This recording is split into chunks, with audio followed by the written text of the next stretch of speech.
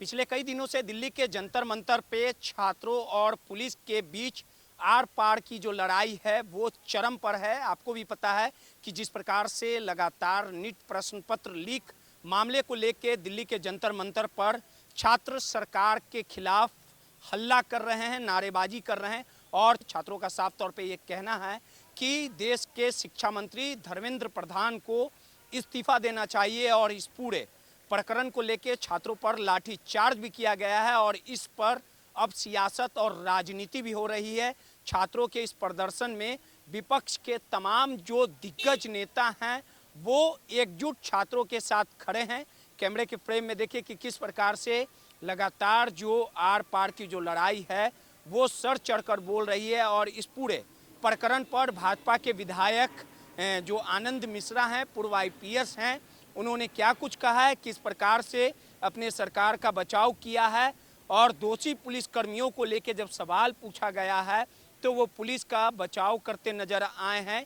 यानी जब आनंद मिश्रा आईपीएस हुआ करते थे तो स्पेशलिस्ट इनकाउंटर करने वाले अधिकारी के तौर पे उन्होंने पहचान बनाई थी, लेकिन उन्होंने चुनाव लड़ा। अब भाजपा के विधायक हैं। मानसून सत्र को लेके लगातार विपक्ष सत्ता पक्ष में केंद्र सरकार पर और भारतीय जनता पार्टी को घेरने का काम कर रही है और इस पूरे लाठीचार्ज को लेके आनंद मिश्रा ने क्या कुछ कहा है, पहले उनके बयानों को सुनवाते थे। ये बड़ा दुर्भाग्यपूर्ण सिचुएशन होता है डेमोक्रेसी में इस तरीके से, लेकिन उनकी बात को रखने के लिए बहुत सारे नेता हैं जो उनके इर्द गिर्द घूम रहे हैं।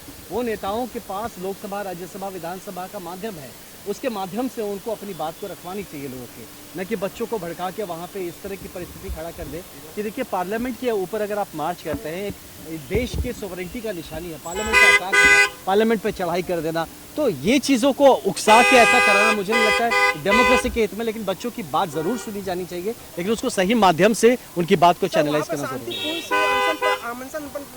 देखिए हाँ, शांतिपूर्ण जरूर मैं मानता हूँ कि जो बच्चे थे वो शांतिपूर्ण, लेकिन उसमें अराजक फैलाने वाले तत्व घुस जाते, वो हाईजैक कर देते हैं। आप अक्सर देखेंगे कि ऐसे लोगों के चलते ही दुर्भाग्यपूर्ण एक सिचुएशन क्रिएट होता है। जितने भी लाठियां चली है सर, वहाँ के लोगों का कहना है कि जो आरएसएस और बीजेपी के लोग हैं द्वारा लाठियां चलाई जाती है। देखिए अब एक ऐसे सिचुएशन में लोग दोषारोपण करते हैं, एक दूसरे की तरफ करते हैं। हर तरह के वीडियोस आ रहे हैं जब बच्चों की अनफॉर्चुनेटली उन पे लाठी चल रही है, पुलिस वालों को रगड़ के मारा जा रहा है, हर तरह की वीडियो वहाँ से आ रहे हैं, तो दुर्भाग्यपूर्ण।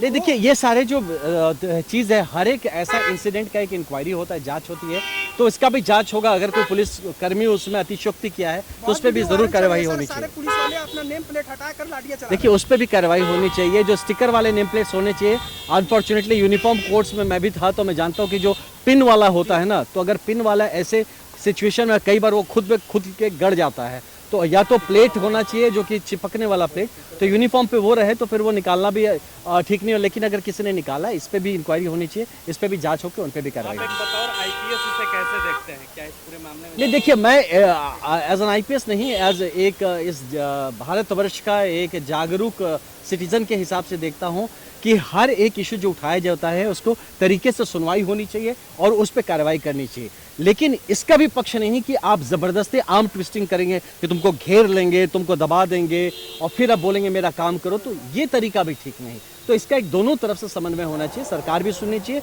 और जनता जो लोग हैं उनको भी अपनी बात को सौम्यता से हम कैसे रख पाए इसका प्रयास करना चाहिए। जो नेता उन बच्चों के ऊपर खड़े होकर अपनी राजनीति कर रहे हैं उनको शर्म आनी चाहिए और बच्चों को भी इस बात का ध्यान रखना चाहिए कि अपनी बात सही। कल कितना अच्छा लगा देखिए, आप जेपी नड्डा जी के साथ जाकर उन्होंने बात किया, ये सही तरीका है। वैसे करके अपनी बात को रखे और सरकार जरूर इसको बात को सुने। सोशल मीडिया पे बात रखना क्या अपराध है, जिस तरह से लगा? नहीं देखिए, सोशल मीडिया पे बात रखना अपराध नहीं है, लेकिन सोशल मीडिया पे अनवेरिफाइड बात फैलाना या उस तरह की किसी को उकसाना, ये जरूर एक तरह का अपराध है। तो आपने साफ तौर पे सुना कि किस प्रकार से लगातार दिल्ली के जंतर मंतर पर जो स्थिति है वो काफ़ी खराब हो चुकी है और नीट प्रश्न पत्र लीक को लेके लगातार देश के शिक्षा मंत्री धर्मेंद्र प्रधान से छात्र इस्तीफा मांग रहे हैं। सहयोगी मुन्ना के साथ रोहित, माईपीडीए समाचार, पटना।